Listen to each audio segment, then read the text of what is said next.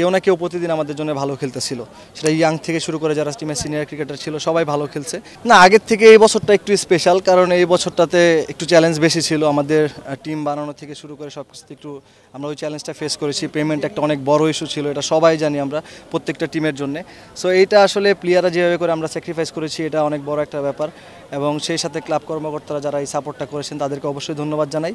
এই বছরটা আমাদের জন্য একটু চ্যালেঞ্জ ছিল, বাট চ্যাম্পিয়ন হতে পেরেছি, আমাদের কাজ মাঠে সেটা আমরা করতে পেরেছি। অবশ্যই বেটার স্যাটিসফ্যাকশন। আসলে দেখেন, আমাদের যে টিম আমরা যেভাবে করে খেলতেছিলাম প্রথম থেকে, কেউ না কেউ প্রতিদিন আমাদের জন্য ভালো খেলতেছিল।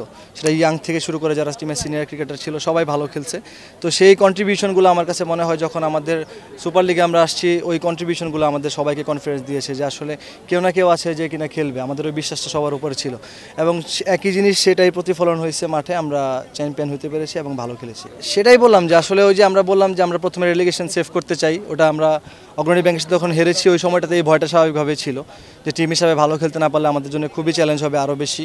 সো যখন এরপর থেকে জেতার একটা মোমেন্টাম পেলাম, আমরা সবাই মিলে চেষ্টা করলাম, সবার মধ্যে আত্মবিশ্বাসটা, practice, dedication, team management, officials সবার সেই সাপোর্টটা ছিল যে আমরা ভালো করতে পারবো, এবং আমরা ভালো যখন করেছি সবাই খুবই খুশি। এটা থাকতে পারে। আসলে দেখেন, আমি আগের দিন যখন আপনারা আমাকে আম্পায়ারিং নিয়ে প্রশ্ন করেছিলেন, আমি কিন্তু ভেরি ক্লিয়ার আনসার দিয়েছিলাম যে আসলে যখন একটা ডিসিশন ভুল হয়ে যাবে সেটা যদি আমাদের ফরে আসে আমাদের খুবই ভালো লাগে, এবং আমাদের এগেনস্টে চলে গেলে সেটা খুবই খারাপ লাগে, একটা খারাপ অনুভূতি হয়।